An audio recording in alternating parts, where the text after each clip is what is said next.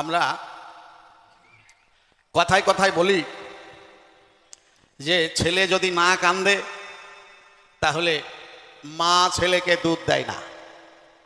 আসলে কথাটা সব জায়গায় একভাবে মেশে না। মা অনেক সময় ছেলে না চাইলেও না কাঁদলেও তাকে দুধ খাওয়ায়। কখন খাওয়ায়?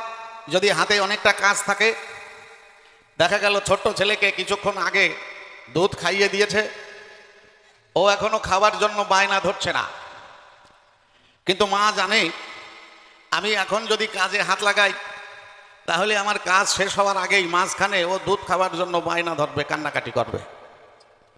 তখন মা চিন্তা করে ওরে আর একটু দুধ খাওয়াইয়ে দেই, পেটটা ঠান্ডা থাকলে ও একটু ঠান্ডা থাকবে, আর আমি সেই অবসরে কাজকর্ম সারিয়ে ফেলতে পারবো।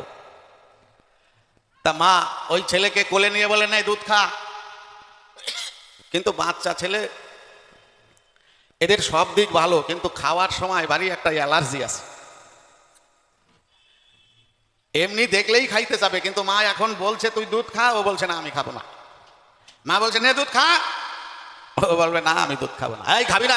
না খাবো না, মানে ঝাড়ি দিয়ে বাঁকা হইয়ে পারবে। মা খানিকটা হেল্পলেস, কি করবে বুঝে উঠতে পারে না। ছোট্ট ছেলে, ওরে তোর মারা যায় না। তাই মা ছেলের কথা হচ্ছে, এই টাইমে ছেলের মা চাইয়ে দেখে ছেলের বাবা বাড়ি আসতেছে, বাড়িতে ঢুকে পড়ছে অলরেডি। তা দেখবেন বাড়িতে যদি বাচ্চা ছেলে মেয়ে থাকে, সে দাদু হোক, জ্যাঠা হোক, কাকা হোক, আর বাবা হোক, মেসো মাসি যাই হোক, যেই বাড়িতে আসুক, যতই কষ্ট তাদের হোক, দেখবেন আগে ওই বাচ্চা ছেলের দিকে তাদের সবার ঝোঁক। আগে ওর কাছে যাবে, ওর সঙ্গে একটু ভাবের বিনিময় হবে, ক্লান্তিও দূর হবে, আনন্দ পাবে। এইটা হচ্ছে স্বভাব। তা ওর বাবা রাস্তার থেকেই শুনেছে যে ওর মা ওকে দুধ খাওয়ানোর জন্য পিড়াপিড়ি করছে, কিন্তু ছেলে খাবে না বলে চিৎকার হয়ে পড়তেছে। ওর মা কি যেন কি একটু চোখ দিয়ে ইশারা দিল, ওর বাবা হন হন করে কাছে চলে আসলো।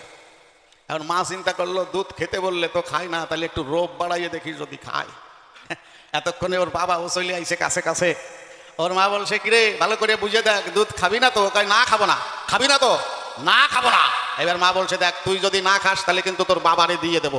বুকের কাপড় একদিক থেকে ফেলাইয়া একটু কাঁদইয়ে ঘুরিয়ে দাঁড়াইছে। ওর বাবা যেই মুখ বাড়াইয়ে দিয়েছে, ছেলে চিন্তা করছে সর্বনাশ, বাবাই তো খাইয়ে ফেলাইবো, আমি তো আর পাবো না। অমনি ছেলে খাওয়া আরম্ভ করিয়ে দিয়েছে। এরে কয় রোগ বাড়ানো, বুঝলেন? তা পণ্ডিত বলভদ্র ভট্টাচার্য নিজের কথা যা বলার বলেছে, তারপরে আবার যাতে তার কথা শোনার জন্য আপনাদের আকাঙ্ক্ষা থাকে, তার জন্য একটু রোগ বাড়াইয়ে থুয়ে গেছে হালকা।